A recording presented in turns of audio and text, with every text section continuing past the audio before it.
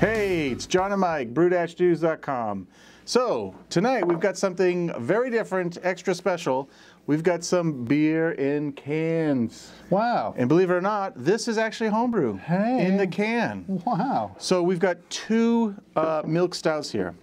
And two milk stouts? Two milk stouts. We're going to pour Different these. ones? We wanted to crack the cans open on camera because boy. cans are so unique in the homebrew community. Look at that. I'm a mess. So, ooh. So these are two special milk stouts. So I've got a friend.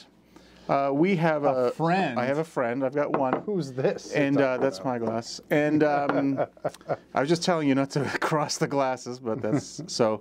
So anyway, I got a friend who, in his neighborhood, there's a handful of guys who got into home brewing. A couple of guys are really prolific home brewers. They have a couple of grainfather systems, and they brew like every week. Wow. And every other week from that, they do canning runs. Wow. The other thing that's unique about this is that they're getting ready through craft brewing to go to a semi-pro level. And so this friend of mine said, hey, I know you guys do videos. Want to taste some of our beer on camera? And I said, I just want to taste your beer, but yeah, we'll get the camera out and do it. Nice. So here we go. So we've got two canned stouts here. This one here is called Creepy Neighbor #2, and that is Called Want Samoa? Want Some More.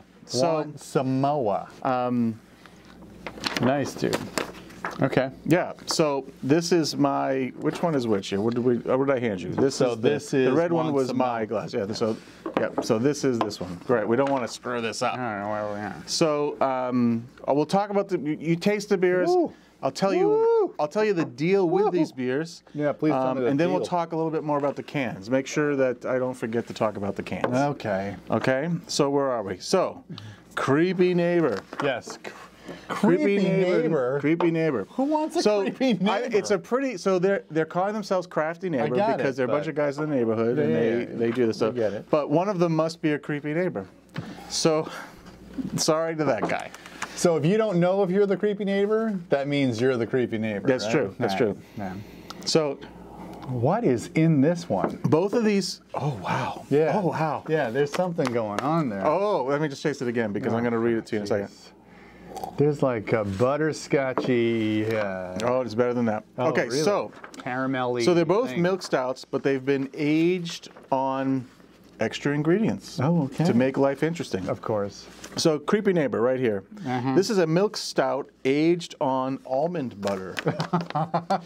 And so it's That's great. It's Maris Otter, white wheat, flaked oats, black malt, coffee malt, chocolate malt, crystal 120, and some lactose as a late addition. It's got Columbus for bittering, Wow. although on that quick sip I didn't get a whole lot of bitterness out of it, which is great because that's what I want. It's fermented with Imperial's A10 Darkness, which is a great yeast. Okay. So after primary was complete, it got racked to secondary, and when it got aged on 2 8-ounce jars of the almond butter, the powder, not like goopy stuff, but powder. You got to do that in order to not have a ton of fat in there. Yes, and oily right. badness. So, so what do you get on this beer? Wow. You, Well, did you taste it?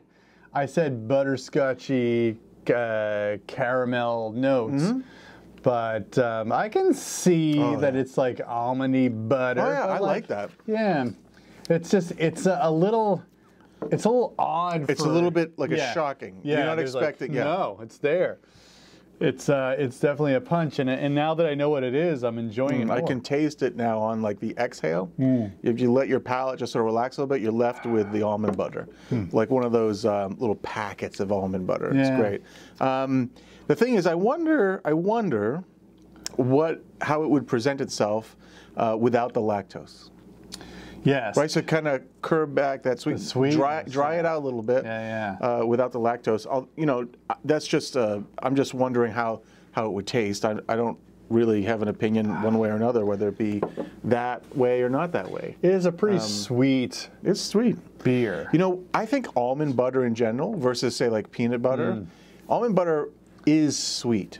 sweet. It for some Yeah. reason it has like No. you know, and I think that's what you're getting here. Yeah, I have it. I had it the other day on a nice English muffin, and I do enjoy it. I like that, especially because now what you do is you buy like I buy raw almond butter. It's like got one ingredient and it's almonds. They just grind the heck out of it, and that's what you get. And then like the peanut butter, same thing. Just peanuts, not even salt anymore for me. Just peanuts. Yep. And it's a remarkable difference between, even though they are really, one's not really a nut, but anyway. Yeah, you're right. I don't know. The lactose is really driving up the sweetness. I wonder if it would be if it were drier, meaning a lot less sweet. And what I'm perceiving, I first perceived it like kind of a butterscotchy caramel thing. Yep. If that would be just like even, just like. Not like it's just like it doesn't. It's almost like I'll have one of these. It's like a little much for me.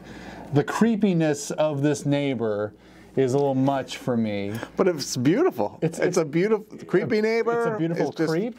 Yeah. And I think that if it's a nice, for me, it's kind of like, it's not super dessert, but it's definitely I'd have one of these like in front of a campfire and be pretty good. Happy. It's interesting. The almond butter in the Crystal 120. I think now that it's warming up a little bit more, there's a real interplay between that raisiny 120 and the almond butter that is interesting. I think we haven't even tasted this one yet, but I think an 8-ounce pour of this, a 6-ounce pour of this in a snifter with like a dessert with some sort of dessert. That'd be nice. That would be pretty good. That'd be good. All right, you ready to try? Me about Want Samoa. Want Samoa. And we have to write that in the description below so people understand. This is Want. We will write it down. So this one here is another milk stout, aged. Well, let me taste it. What do you think about this? This is much drier. It has more roasty coffee notes than this one does. Oh. Okay. Like a little hickory. You have to dig a little deeper to get to the specialty ingredients in this one. Okay. It's tastes a little. Yeah, go on. So this is a milk stout aged on toasted coconut flakes and cacao nibs. Okay. Yeah. So it's maris otter, flaked oats, white wheat, caramel 60, coffee malt. So there's a trend here.